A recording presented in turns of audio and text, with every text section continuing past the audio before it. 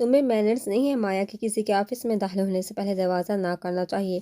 یار اپنے لیپ ٹاپ زور سے بند کرتے اسے جاڑا تھا، مگر وہ مسکراتی اس کے قریب آ کے اس کی کرسی پہ دونوں طرف ہاتھ لا کے اس کی طرف جھکی تھی۔ مینرز ہیں مگر وہ اور لوگوں کے لیے تمہارے سامنے آتے ہی نہ جانے میرے مینرز کہاں غائب ہو جاتے ہیں۔ مایا نے اس کے چہرے کے قریب اپنا چہرہ کرتے ہوئے سرگوشی کی تھی اور یارم اس کی بدتمیزی بھی اپنا غصہ دباتا اسے پیچھے ہٹا گیا۔ دیکھو مایا، فی الحال میرا تم سے بات کرنے کا بالکل بھی منہ نہیں۔ میں نہیں چاہتا کہ تمہیں 7 الفاظ سننے پڑیں، اس لیے ابھی مجھے اکیلا چھوڑ دو، اور ہاں آئندہ میرا آفس آنے کی یا مجھ سے کانٹیکٹ کرنے کی ضرورت نہیں۔ اب تم جاؤ یہاں سے۔ یارم مایا کو ساتھی سے کہا واپس لیپ ٹاپ کی جانب مڑ گیا جس پہ ابھی کچھ دیر پہلے وہ کام کر رہا تھا۔ یارم میں یہاں سے چلی تو جاؤں، مگر مجھے تمہاری حالت پہ رحم آ رہا ہے۔ جب تمہیں پتہ چلے گا کہ تمہاری بیوی تمہیں دھوکہ دے رہی ہے، کسی انجان شخص کے ساتھ اپنا منہ کالا کر رہی ہے۔ مایا کی بات پہ یارم کا غصہ ادایا تھا اور وہ اپنی چیئر سے اٹھ کے مایا کی نازک گردن اپنے دونوں ہاتھوں میں دبو چکا تھا۔ خبردار اگر میری بیوی کے خلاف ایک لفظ بھی کہا تو تمہاری زبان گدی سے کھینچ لوں گا۔ وہ مجھے کبھی دھوکہ نہیں دے سکتی کیونکہ وہ تمہاری طرح شاطر اور تیز نہیں، معصوم ہے، سمجھی؟ جانتی ہو کیا ہو تم دنیا کے بارے میں؟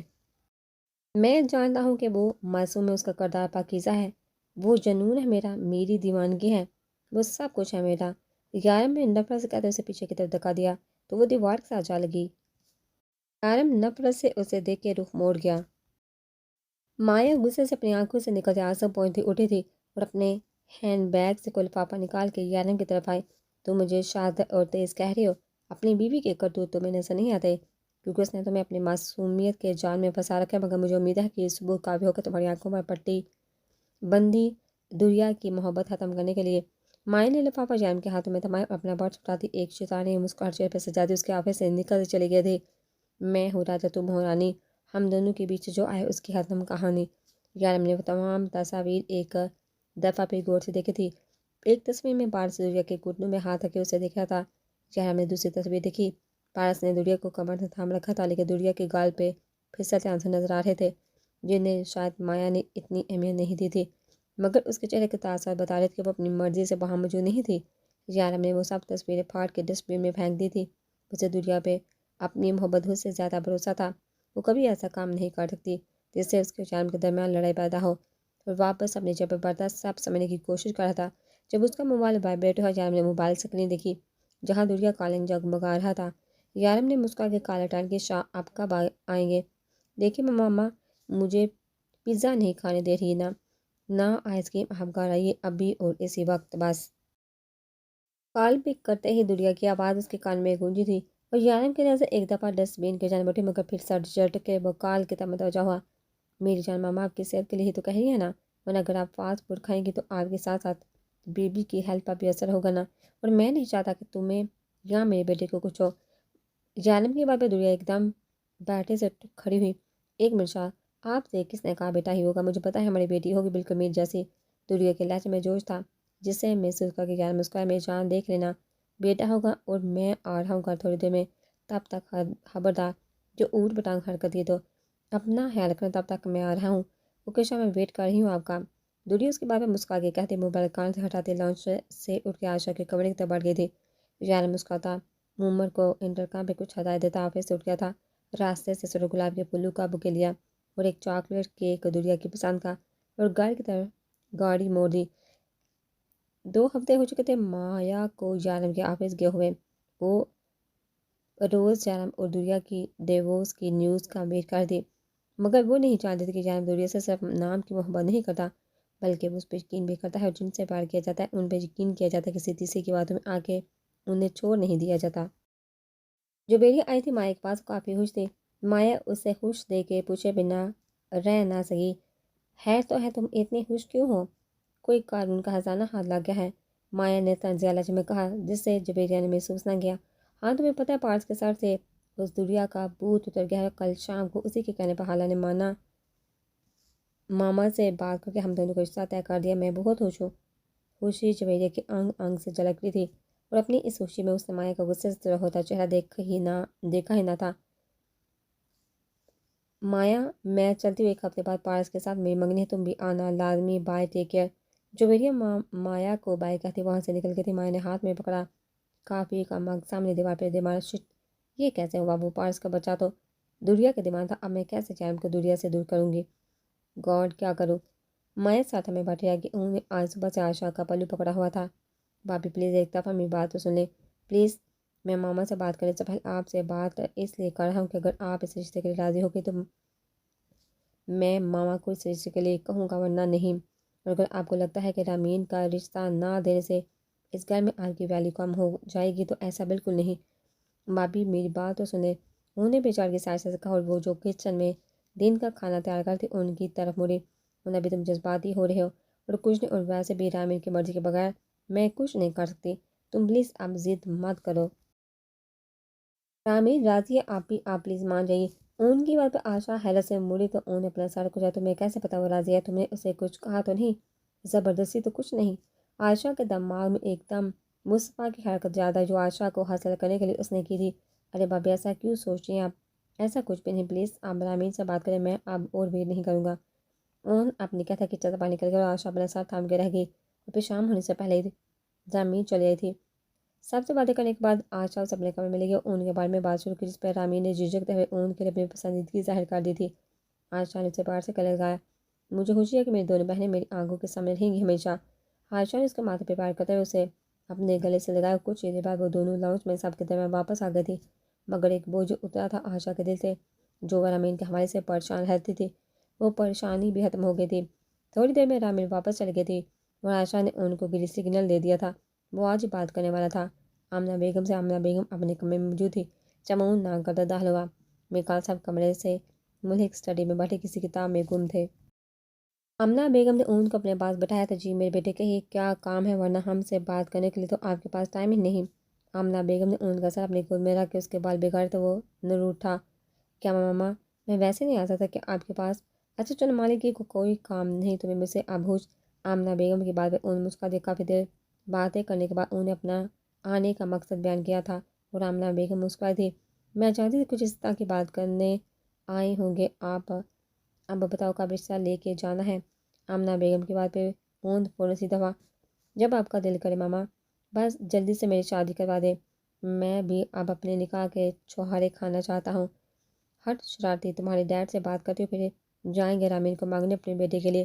آمنہ بیگم نے ان کو اتنی بڑی خوشی دی تھی کہ وہ پھولے نہیں سما رہا تھا، جلدی سے ان کے ہاتھ چومتا اپنے کمرے کی طرف بھاگا تھا۔ دیکھو حتیجہ بیگم، عائشہ کے نکاح کے وقت میں نے اس کی جائیداد اپنے نام کروا لی تھی اور اب رامین اور دوریا کی جائیداد بھی جلدی اپنے نام کروا لوں گا۔ اس کے بعد تم میں اور فائق لندن شفٹ ہو جائیں گے۔ ہمیشہ کے لیے رامین کچن سے نکل کے اپنے کمرے کی طرف جا رہی تھی جب کاشف بیگ کے کمرے کے سامنے سے گزرنے لگی۔ جب اس نے عائشہ کا نام سنا تو وہیں رک گئی، ان کی باتیں سننے لگی۔ تو یہ ایک غیر اخلاقی حرکت، مگر اپنی عادت سے مجبور وہیں دروازے کے ساتھ کان لگا کے کھڑی ہو گئی۔ کاش میاں، پلان تو کافی اچھا بنایا ہے اور اس طرح یہ رات بھی دفن ہو جائے گا کہ عائشہ کے ماں باپ کو تم نے ہی ایک کار حادثے میں مروایا تھا اور اس طرح اس کا حصہ بھی تم نے ہڑپ لیا۔ حتیجہ بیگم کاشف بیگ کو داد دیے بنا نہ رہ سکتی، مگر ان کی باتیں سنتے رامین کے پیروں سے جان نکلی تھی۔ تو کیا ماما بابا کی اچانک ڈیتھ کی وجہ سے چچا ہے اور یہ سب وہ جائیداد کے کر رہے ہیں؟ اگاڑ کوئی اتنا صفا کیسے ہو سکتا ہے؟ رامین کی آنکھوں سے آنسو تواتر سے گر رہے تھے۔ وہ جلدی سے آنسو پوچھتی اپنے کمرے میں دروازہ لا کر کے وہیں بیٹھ گئی۔ میں بھی عائشہ بی کو کال کر کے بتاتی ہوں، میں بھی اب یہاں نہیں رہوں گی، اگر کبھی مجھے بھی یوں ہی مار دیا تو۔ رامین نے ادھر ادھر اپنا موبائل تلاشا جو بیڈ کے سائڈ ٹیبل پہ پڑا تھا۔ وہ جلدی سے اٹھے موبائل تک آئی، مگر موبائل پر ٹائم دیکھا جو رات کے 1 بجا رہا تھا۔ یقین عائشہ اس وقت تک سوچ چکی ہوگی۔ رامین موبائل بیڈ پہ پھینکتے کمرے میں ٹہلنے لگی، یوں ہی پوری رات اس کی آنکھوں میں کٹی تھی۔ صبح کے ساتھ ہوتے ساتھ ہی وہ اپنا موبائل اور بیگ لیتی بنا کسی کو کچھ بھی بتائے گھر سے نکل آئی تھی۔ گھر سے تھوڑے دور ایک ٹیکسی کو روک کے وہ اس میں بیٹھ چکی تھی۔ گاڑی شاہ ویلا کی طرف رواں تھی، وہ جلد از جلد وہاں پہنچنا چاہتی تھی۔ تقریباً 20 منٹ بعد ہی وہ عائشہ کے سامنے تھی۔ عائشہ اتنی صبح سے اسے یہاں دیکھ کے حیران ہونے کے ساتھ پریشان بھی ہوتی اور امین عائشہ کو سامنے دیکھتے ہی اس کے گلے لا کے پھوٹ پھوٹ کر رو دی تھی۔ آپ مجھے وہاں نہیں رہنا، وہ ماما بابا کے قاتل ہیں انہوں نے۔ روتے روتے اس کی ہچکیاں بند گئی تھی اور تبھی آمنہ بیگم اسے یہاں ایسے دیکھ کے اس کے قریب آئی تھی اور عائشہ نے ان کو بیتمامات سے آگاہ کر دیا تھا اور وہ بے دم سے ہو کے صوفے پر رہ گئی تھی۔ بھلا کوئی اتنا ظالم کیسے اسے صرف جائیداد کے لیے معصوم بچیوں سے ان کے والدین کے ساتھ چھین لیا؟ آدھے گھنٹے بعد سب ہی وہاں آ گئے تھے اور سب نے سن کے دکھ کا اظہار کیا تھا۔ اون مسوا شدید تیش میں تھی جبکہ جانم گہری سوچ میں مبتلا تھا۔ وہ تمام حقیقت پہلے سے ہی جانتا تھا، اس لیے وہ زیادہ غضب ناک نہیں ہوا تھا۔ سامنے آشا رامین دوریا کو حوصلہ دیا تھا۔ جب یارم نے انہیں ابھی خاموش رہنے کی ہدایت دی جس پہ سب نے حیرت سے اسے دیکھا تھا۔ دیکھیے پلیز، اگر ہم نے فوری کوئی ریئیکشن لیا تو وہ الرٹ ہو جائیں گے ہمارے پاس ہم نے فوری کوئی ایکشن لیا تو وہ الرٹ ہو جائیں گے ہمارے پاس ابھی کوئی ٹھوس ثبوت بھی نہیں، اس لیے پہلے مجھے کوئی حل سوچنے دے۔ اس معاملے میں کافی وقت سے ثبوت جمع کر رہا ہوں، مجھے میرا کام آرام سے کرنے دے، یہ جذباتیت سے کام لینے کا وقت نہیں۔ یعنی کے بعد سب کو دوست لگی تھی، اس سے سامنے اس کی ہاں میں ہاں ملائی۔ رامین بھی تھوڑی سنبھل گئی تھی، اس لیے کچھ دیر بیٹھ کے واپس چلی گئی تھی۔ رامین گھر واپس آ گئی، وہ سب کے ساتھ نارمل تھی، مگر کہیں نہ کہیں وہ شدید خوفزدہ بھی تھی۔ اسی طرح دن گزر رہے تھے جب اسے گھٹنے زدہ ماحول میں شامل کے تمام یقین اس کے لیے باہر کا جھونکا بن کے آئے تھے۔ اقبال صاحب اور اعظم صاحب نے کاشف بیگ سے اون کے لیے رامین کا ہاتھ مانگا تھا، اور کاشف بیگ جو جلد از جلد رامین کی شادی کروانے کے چکر میں تھے، ان کی دلی مراد بڑھائی تھی۔ وہ رامین کو رخصت کر کے اپنی تمام جائیداد بیچ کے ابراڈ شفٹ ہونا چاہتے تھے، اس لیے بنا کسی بات کی دیر کیے انہوں نے ہاں کر دی تھی، بلکہ جلد از جلد شادی کا بھی کہہ دیا تھا۔ سب جانتے تھے کہ وہ یہاں سے بھاگنے کے چکر میں ہے، مگر کسی نے بغیر کسی بات کا شک نہ ہونے دیا، اور یوں 2 ہفتے بعد شادی کی ڈیٹ فکس کر دی گئی۔ عائشہ اور دوریا رامین کو کمرے میں گھیرے بیٹھے جبکہ سب بڑے باہر لاؤنج میں شادی کی بات چیت کر رہے تھے۔ اپیا میں تو آپ ہی کے ساتھ ہی اب جاؤں گی واپس، بس تب تک میں یہیں رکنے والی ہوں۔ ہائی کتنا مزہ آئے گا نا مہندی ڈولکی، میں تو جی بڑھ کے ناچوں گی۔ دوریا کی ایکسائٹمنٹ دیکھ کے وہ دونوں ہنسنے لگی، اور پھر عائشہ نے دوریا کی ہنسی کو بریک لگائی۔ بچوں اتنا ہوش ہونے کی ضرورت نہیں، ویسے بھی 11 بھائی تمہیں یہاں رہنے ہی نہیں دیں گے، اور یہ ناچنے والا خیال اپنے دل سے نکال دو، ورنہ یہ جو آپ کی ٹمی ہے نا، یہ بھی آپ کے ساتھ ادھر ادھر ناچے گی۔ ہاں ہاں ہاں۔ عائشہ کی بات پہ دوریا نے اپنے بڑھتے ہوئے پیٹ کو دیکھا۔ اس کی پریگننسی کا ابھی 7واں ماہ تھا، اور کوئی بھی بے احتیاطی اس کی جان بھی لے سکتی تھی۔ دوریا منہ بنا کے بیٹھ کے بھی وہ لوگ باتیں کر رہی تھی۔ جب نیچے سے ان کے لیے بلاوا آ گیا تھا، وہ تینوں سیڑھیاں اترتی کسی بات پہ کھل کر تھی، اور سب انہیں خوش دیکھ کے خوش ہو رہے تھے۔ وہ لاؤنج میں آئیں تو سب جانے کے لیے اٹھ کھڑے ہوئے۔ دوریا نے ایک نظر یعلم کو دیکھا جو موبائل میں مصروف تھا۔ دوریا اقصیٰ بیگم کے پاس، ماما میں کچھ دیر کے لیے یہاں رک سکتی پلیز؟ رامین آپ کے پاس، میرا بہت دل کرے یہاں رکنے کا پلیز۔ دوریا نے کچھ اس طرح منہ بنا کے کہا کہ اقصیٰ بیگم نے اس کا ماتھا چوم کے اس بات میں سہلا دیا۔ وہ خوش ہوتی ان سے لبڑ گئی۔ یعلم کی نظر پہ پڑی تو وہ سر جھکا مسکراتے ہوئے ماما کی باتیں سمجھ رہی تھی جو اسے احتیاط کرنے کا کہہ دی۔ یعلم تھوڑے فاصلے پہ تھا، اس لیے سمجھ نہ سکا کہ کیا بات ہو رہی۔ جب یہ تھوڑا قریب ہوا، مگر جب اسے دوریا کے یہاں رکنے کا پتہ چلا تو وہ شدید غصہ ہوا۔ ماما اس کی حالت دیکھیے، میں کسی قیمت پہ اسے یہاں نہیں رکنے دے سکتا۔ اس کے بچپنے کا پتہ بھی ہے آپ کو، ذرا سی بے احتیاطی کا مطلب پتہ ہے نا آپ کو، اور تم دوریا ہمارے ساتھ چل رہی ہو، گھر میں روز آیا کروں گا، یہاں پر رکنے کی اجازت نہیں دے سکتا۔ اب منہ مت بنانا، شرافت سے گھر چلو، ایک بیان سنا نکلے آنکھ سے، ورنہ مجھ سے برا کوئی نہ ہوگا۔ یعلم دوریا کو ڈانٹ کے اپنے ساتھ واپس لے آیا تھا، مگر سارا ٹائم اس کا موڈ آف رہا تھا، اس نے یعلم کی طرف دیکھا تک نہ تھا، مگر یعلم بھی اسے اکیلا نہیں چھوڑ سکتا تھا۔ گھر آتے ساتھ ہی وہ اپنے کمرے میں چلی گئی تھی، جبکہ باقی سب لاؤنج میں بیٹھے باتیں کر رہے تھے۔ ان بھی سب کے در میں بیٹھا شمانے کی ناکام کوشش کر رہا تھا۔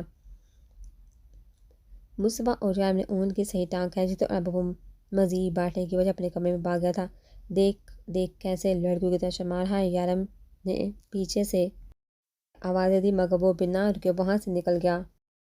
یعلم مصباح آواز آ جاؤ کیوں ٹانگ گاڑی اسے، اور یعلم جاؤ ذرا دوریا کو دیکھو، کتنا دل تھا اس کا وہاں رکنے کا، مگر تم ذرا جو اسے اپنی نظر سے دور کرو۔ اب جاؤ مناؤ اس کا، باہر لے کے جاؤ، تھوڑی فریش ہو جائے گی، ویسے بھی آج کل اس کے موڈ بدل رہے ہیں تو تھوڑا خیال رکھا کرو اس کا بھی۔ اقصیٰ بیگم نے یعلم کو سمجھایا تھا، وہ سارا سامان میں ہلا تھا، وہاں سے اٹھ کر اپنے کمرے کی جانب بڑھ گیا تھا، جہاں وہ لائٹس بند کیے بنا کپڑے چینج کیے سونے کی کوشش کرتے، مگر کسی کروٹ چین نہ پڑا تھا۔ یعلم آجزی سے چلتا اس کے قریب آیا اور دب سے اس کے برابر لے گیا۔ دوریا اسے نظر انداز کرتی روح موڑ گئی تھی۔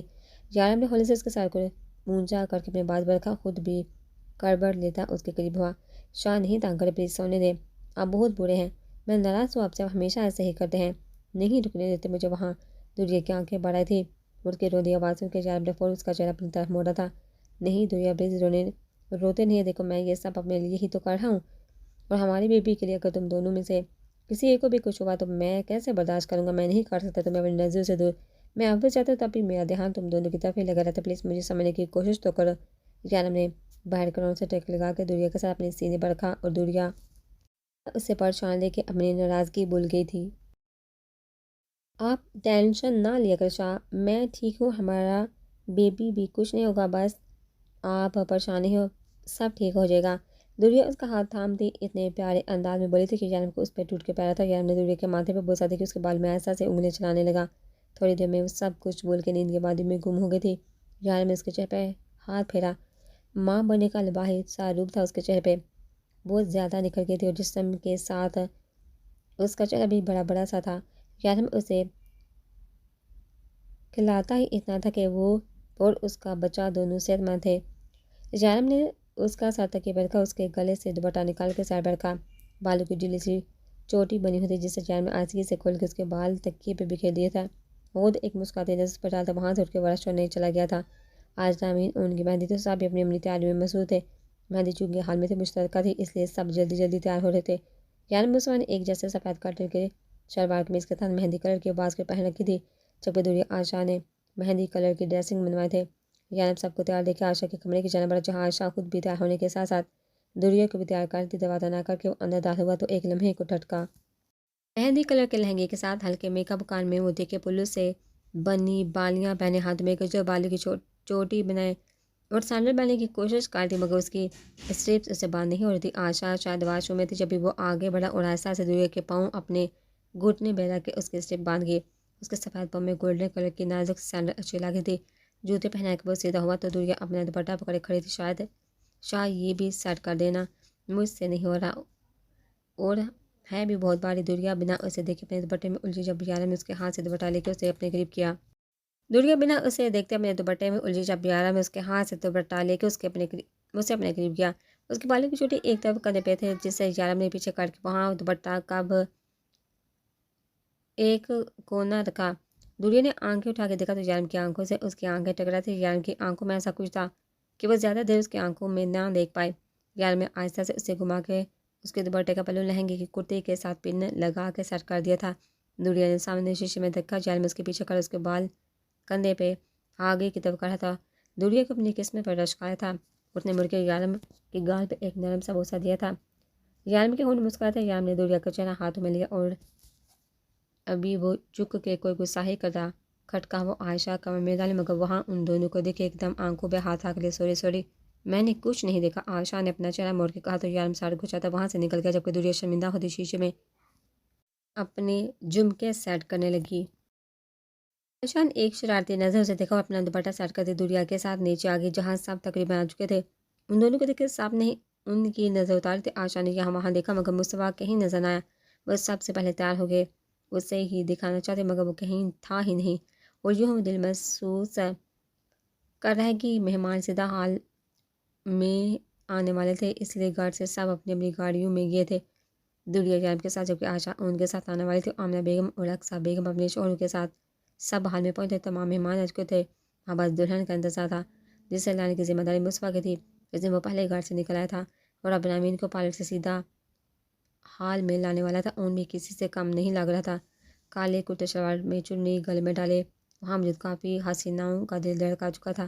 تھوڑی دیر میں دلہن کے آنے کا شروع ہوا تو اس کی نظر حال کے انٹرس پہ پڑی جہاں اورنج لہنگا کرتی پہنے بھولو کے زیورات میں وہ اللہ کی دنیا کی باسی معلوم ہو رہی تھی۔